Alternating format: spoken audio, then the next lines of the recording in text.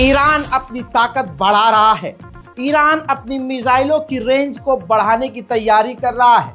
Iran के पूर्व विदेश मंत्री ने ईरानी टॉप चैनल अल मायदीन, जिनका नाम डॉक्टर कमाल खर्राजी है, इन्होंने बड़ी बात कही। अल मायदीन को इंटरव्यू देते हुए इन्होंने कहा कि आने वाले समय में हम यानी ईरान अपनी मिसाइलों की रेंज बढ़ा सकता है।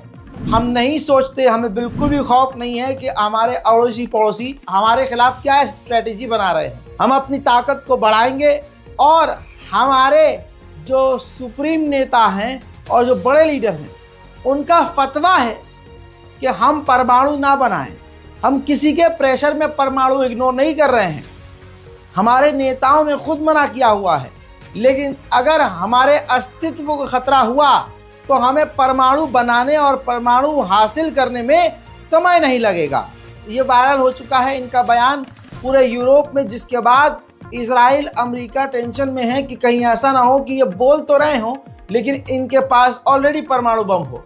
दूसरी तरफ ताज़ा तरीन अपडेट ये है कि इजराइल को कंफर्म है कि ईरान हमला करेगा, जिसके चलते हुए आज फिर से ताज़ा तरीन अपडेट में पता चला है कि इजराइल लगातार डिफेंस की तैयारी कर रहा है, ईरान के हमलों से बचने की तैयारी कर रहा है। उधर मेरे दोस्तों खबर यह है कि ईरान कुछ ही दिनों में बड़ा हमला इजराइल पर कर सकता है, और खबर यह भी है कि अगर ईरान हमला करेगा इजराइल पर तो डोनाल्ड ट्रंप को बड़ा फायदा मिलने वाला है।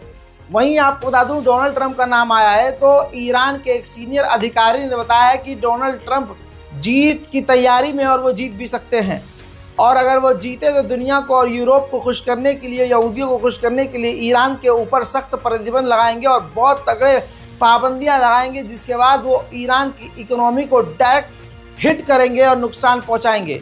लेकिन हमारी गवर्नमेंट, ईरान की सरकार पहले से ही डोनाल्ड ट्रंप से किस तरह से निपटा जाए उसकी तैयारी कर रही है। अमेरिका ने जो इराक पर बमबारी की है, हमेशा से ट्रंप उसके खिलाफ रहे हैं। ऐसे में डोनाल्ड ट्रंप का एक अच्छा बयान आया है। इस व्यक्ति ने बड़े चैनल पर इंटरव्यू देते हुए कहा है कि हमने हमेशा क्या किया है, अमेरिका ने हमेशा मिडिल ईस्ट में घुसपैठ की है, बमबारी करी और वापस आ गए हैं।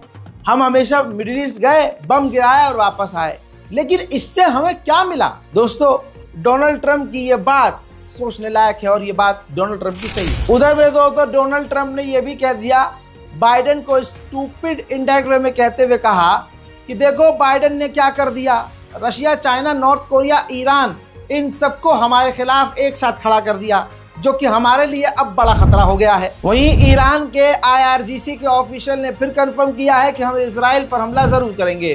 در خصوص حالا تخاصمی که رژیم منحوس صهیونیستی به سرزمین ما داشته، خب اینا خیلی سعی کردن بزرگ نمایی کنن و از یک سمت هم آقا هم فرمودن که کوچک نماییش هم به صلاح نیستش. اون رژیم یه غلطی ازش سر زده و حتما به فرموده مقام معظم رهبری همه پاسخ خواهند داد در وقت مقررش که حتما هم اون پاسخ دردناکی خواهد بود.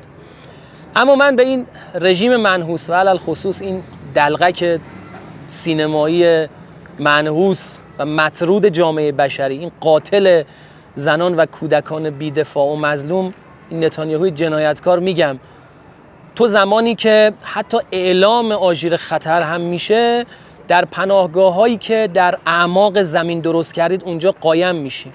वाकई مثل موشی मेरी एक ईरान बड़े हमले की तैयारी इजराइल पर कर रहा है, जिसके बाद 24 घंटे के अंदर दोबारा 2% मिडिल ईस्ट में तेल के दाम फिर बढ़ गए हैं। मेरे दोस्तों, इजराइल को दस्त लगे हुए हैं, डर में है, जिसके बाद अमेरिका के डिफेंस मिनिस्टर ने इजराइल के डिफेंस मिनिस्टर से फोन पर बात की और यकीन दिलाया कि हम आपके साथ हैं और आपका साथ देंगे। वहीं इजरायली इंटेलिजेंस ने दावा किया है कि ईरान इजराइल पर हमला करने के लिए इराक के लड़ाकू ग्रुप का इस्तेमाल कर सकता है। उधर अमेरिकी पेंटागन ने कहा है कि पूरी तरह से हम तैयार हैं, यानी अमेरिका पूरी तरह से इजराइल को बचाने के लिए तैयार है। उधर वेस्टर्न देशों ने कहा है कि अगर डोनाल्ड ट्रंप जीत गया तो डोनाल्ड ट्रंप इजराइल को सपोर्ट करेगा न्यूक्लियर फैसिलिटीज उड़ाने में। मेरे दोस्तों, खबर यह है कि इजराइल ने थर्ड एयर डिफेंस सिस्टम जितने उसके पास हैं सबको एक्टिवेट कर लिया है। उसके अलावा उसके पास जितने एयर डिफेंस सिस्टम हैं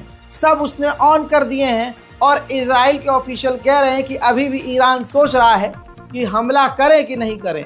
हालांकि दूसरी रिपोर्ट में क्लियर है कि ईरान पूरी तैयारी कर चुका है। वहीं ये कंफर्म जब हुआ कि ईरान इजराइल पर हमला करेगा तो अमेरिका और इजराइल मिलकर पूरा सिनेरियो चेक कर रहे हैं और पूरी तरह से प्लानिंग कर रहे हैं कि किस तरह से ईरान के हमले के बाद उस पर पलटवार किया जाएगा। उधर ईरान के लिए जासूसी करने वाले जिन इजरायलियों को इजराइल के अंदर से इजराइल गिरफ्तार कर रहा है, उनके लिए उन इजरायली जासूस, गद्दार जासूस, इजरायली जो गद्दार निकले हैं, जो ईरान के लिए जासूसी कर रहे थे, उनको अलग रखने के लिए अलग जेल इजराइल बना रहा है। उधर अमेरिका की इंटेलिजेंस की रिपोर्ट के अनुसार ये खबर सामने आई है कि ईरान बहुत ज्यादा सीरियस है इजराइल पर हमला करने के लिए। उधर मेरे दोस्तों, ईरान के बॉर्डर के कई इलाकों में, सिस्तान बलूचिस्तान के इलाकों में ईरान के अंदर घुसकर आतंकी संगठन हमला करते हैं।